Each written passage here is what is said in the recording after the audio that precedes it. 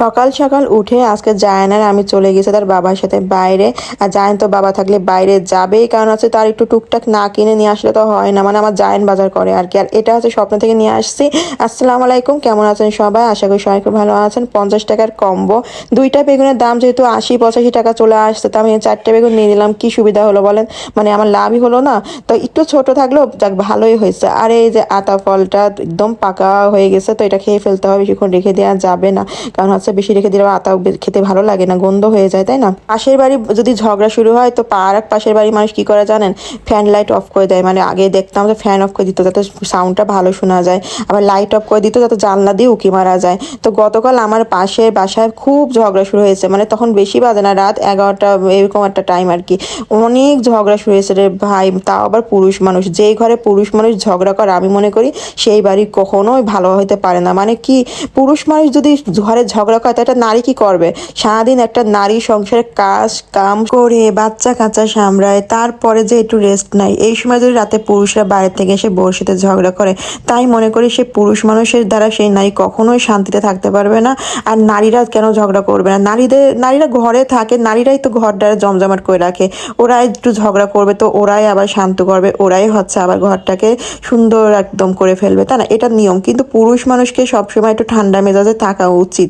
তারা যতই বাইরে কাজ করুক না কেন, আপনি দেখেন বাইরে যতই তারা পরিশ্রম করুক না কেন, হ্যাঁ এটা সত্য পুরুষরা অনেক বেশি পরিশ্রম করে, কিন্তু যতই করুক তারপরও তারা একটু রিল্যাক্স একটা টাইম পায়, একটু আড্ডা মারার টাইম পায়, একটু বন্ধু বান্ধবের সাথে ঘোরার একটু টাইম পায়, চা খাবি করারও তাদের একটা টাইম হয়ে যায়।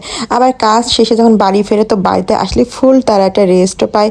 যেমন ঘরে ওয়াইফ থাকলে তারা সেবা করে, ঘরে মা থাকলে সেবা করে, বোন থাকলে সেবা করে। তো সব মিলাই হয় কি, পুরুষের বাসায় আসার পর কিন্তু কোনো আর প্যারা থাকে না, ফুল একটা লম্বা টাইম ধরে তারা রেস্টই পায়। তারপরে তাদের মাথায় অনেক টেনশনও থাকে, কিন্তু সব মিলাই পুরুষরা একটু হলেও রেস্ট পায়। কিন্তু এটা নারী, যতক্ষণ মানুষ ঘরে জেগে থাকবে ততক্ষণ তারা কাজ করবে, তাদের কোনো রেস্ট নাই। যদি রাত 1টা বাজে তো 1টা, 3টা বাজে তো 3টা, মানে যে যেটা বলবে তখনই সেটা করতে হবে। সারাদিন সেই মানুষটা কত পরিশ্রম করলো বা কি করলো সেটা কিন্তু কেউই খোঁজ নেয় না। তারপরও কেউ আসলে তার জন্য আবার সেটাই আয়োজন করে দিতে হয় মুখের সামনে। তো সব মিলে দেখা যায় যে পুরুষদের একটু ধৈর্য সহকারে থাকা উচিত, কারণ হচ্ছে সংসারের পেছনে একটা নারীর অনেক শ্রম যায়। সারাদিন যতই ভাবুক মানুষ বসে থাকে, কেউ বসে থাকে না রে ভাই।